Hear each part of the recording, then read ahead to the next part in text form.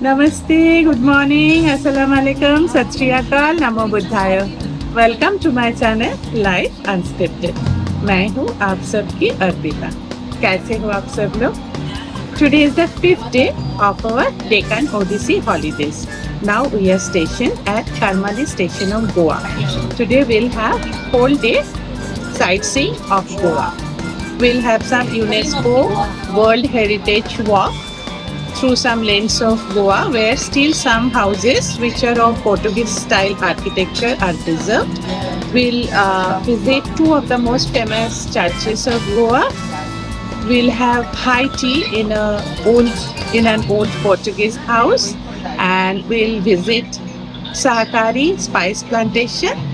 We'll have lunch there only, and be Good with morning, me. ladies and gentlemen.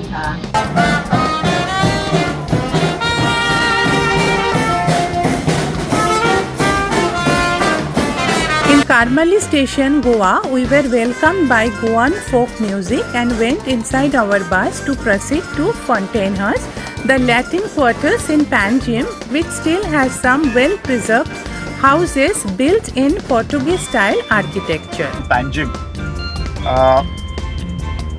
A lot of guests get confused with the name. So, in Goa we speak 5 languages. So, when you find two Goans chatting among themselves, and if you're speaking English, then we pronounce the name of our capital as Panjim. When we speak our local language, Konkani, Ponje. When we speak Hindi, Panaji. And when we speak Portuguese, Painji. It means the same, it means the land that never gets flooded.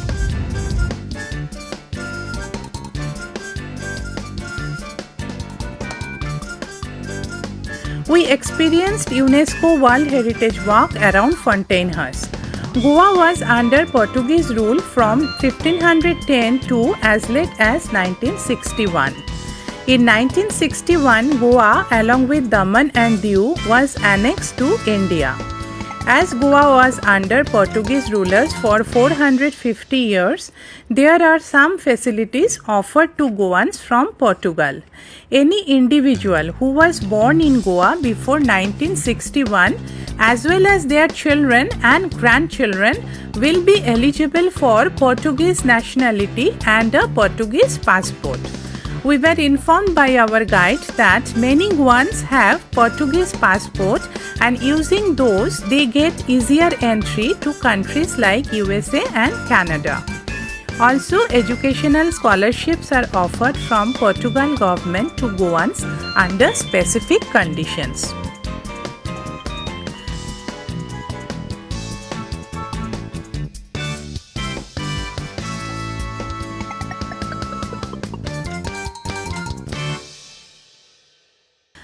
Though now no more Portuguese people are there in Goa, but Portuguese language is spoken by some of the people of Goa. In Fontainhas area, the old Portuguese style houses cannot be changed from outside to keep the tradition alive. Repair and change is permitted inside the houses.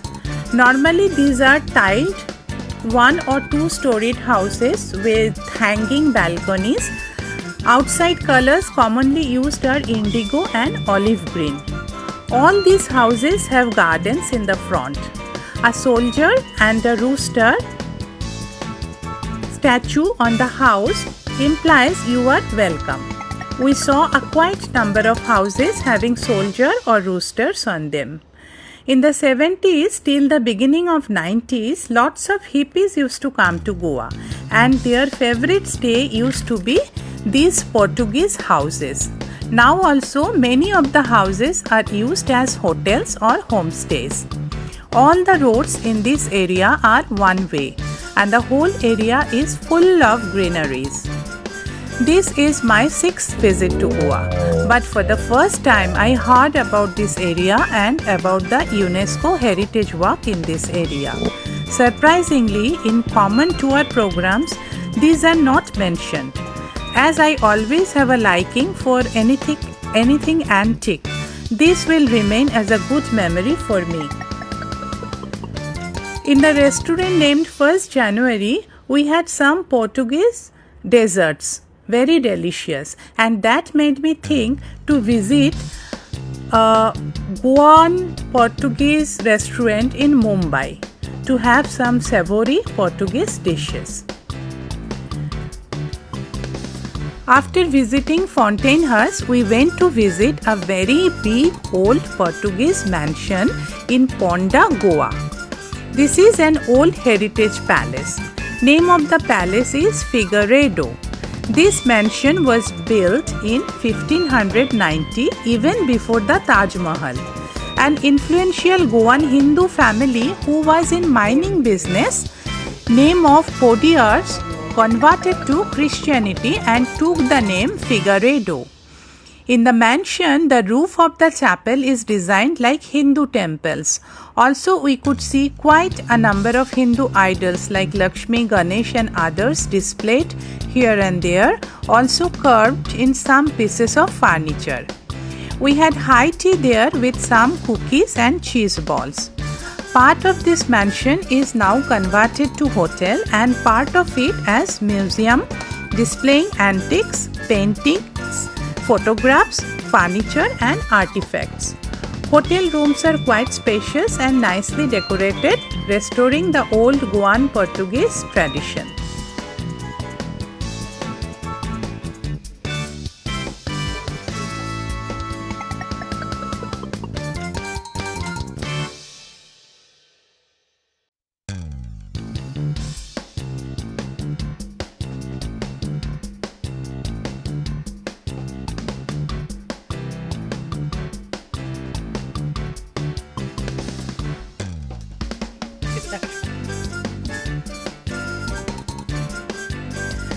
The hotel and the museum is now managed by Mrs. Fatima and her son Mr. Pedro. We were hosted by Mr. Pedro, who is a smart young gentleman, very hardworking and putting his efforts for preserving their century-old heritage. The mansion has beautiful lawn around and gardens inside and around, surrounded by paddy fields and coconut trees. The magical heritage house is gorgeous and full of history, but also has all the commodities of a modern luxury hotel. The mansion is very peaceful, absolutely no noise pollution. This is a must in Goa due to all the Portuguese heritage it offers. The mansion has lots of old books also, indicating the people who lived here had love for knowledge. The mansion even has a swimming pool for its guests. There is ample parking space also. Both vegetarian and non-vegetarian food is offered to the guests as per their choice. The house tour is a guided tour, so we could really walk through history. With this, I am ending today's video. Thank you very much for watching. Kindly like, share and subscribe with bell icon. God bless you. I love you very much. Bye-bye.